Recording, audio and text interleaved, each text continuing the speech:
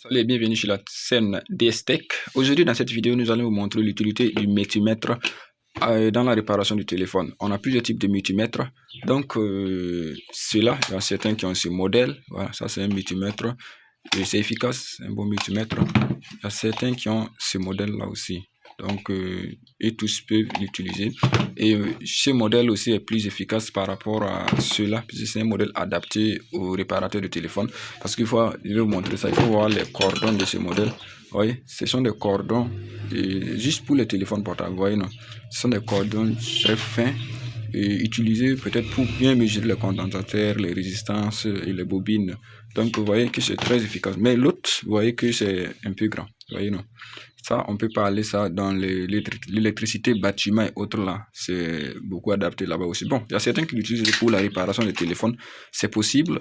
Et comment maintenant, si vous achetez un nouveau multimètre, comment vous allez brancher ça pour pouvoir travailler? Là, vous voyez, si vous prenez un multimètre, vous allez voir le point où on a écrit COM. Je vais débrancher ça, vous allez voir. Vous voyez, on a écrit COM ici. Vous voyez, COM. Vous voyez COM là. Voilà, donc ça c'est le noir. Lorsque vous avez un multimètre seulement, il faut songer à mettre le noir sur COM là. Voilà, vous allez voir ici aussi, on a COM. Voilà, COM, il faut songer à mettre le noir là-bas. Ici, vous allez voir aussi, ça ne manque pas sur tous les multimètres, je pense qu'il y en a. Voilà, vous voyez, il y a COM ici. Si vous changez à mettre le noir là-bas. Maintenant, le rouge, vous mettez ça sur, vous voyez, on met le rouge même sur un rouge. Vous voyez, il y a un rouge ici. Il faut mettre le rouge là-bas. Ici aussi, vous voyez, on a le mode diode, bugère et autres là. Vous mettez le rouge ici. Et vous branchez. Pour prendre les mesures maintenant, ça, on va prendre le multimètre, comment dirais-je, le petit multimètre, puisque ici c'est très difficile et facile à utiliser.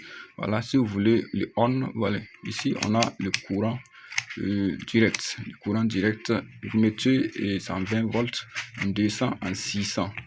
Et ça, ici, vous avez le courant alternatif. Voilà, vous mettez à 200 et à 600. Maintenant, si c'est le mode bugère et diode, vous venez ici, vous allez voir ici. Et là-bas, si vous mettez comme ça, il faut tester. Prenez le multimètre comme ça, vous coulez les cordons, ça doit faire un bruit. Si ça ne fait pas de bruit, c'est que c'est pas efficace. Vous voyez, vous attendez le bruit. Donc ça marche. L'autre multimètre, on va l'utiliser aussi. En fait, maintenant, voici le multimètre dont je parle du nouveau multimètre. N'hésitez pas à vous abonner à la chaîne, activer la cloche de notification pour ne rater nos prochaines vidéos. Car peut-être prochainement, on va faire une vidéo sur comment prendre les mesures avec le multimètre. Donc voilà, ici, on a off, on va aller en on. Ici, c'est le courant alternatif. Vous activez le courant alternatif ici. Ici, c'est le courant direct current. Vous voyez même que c'est marqué ici. Parce que direct current. Et ici maintenant, ça c'est pour le téléphone. Vous allez voir, on a le mode home, diode, on a tout ici. Donc pour sélectionner, vous allez cliquer ici ça. Voilà, maintenant ici on a sur home. Donc on active ici ce bouton pour lancer en, voilà, ça c'est en mode diode. C'est ici que ça doit biper. Voilà, ici ça doit faire du bruit. Voilà, quand je vais le crocher, vous allez voir. Quand on va le crocher, vous allez voir. Vous voyez que ça fait du bruit. Vous voyez, le multimètre résonne. Voilà, maintenant ici on a bon, mode diode. Voilà, mode diode, c'est comme ça. Et alors abonnez-vous, à la prochaine pour une nouvelle vidéo. Merci, ciao.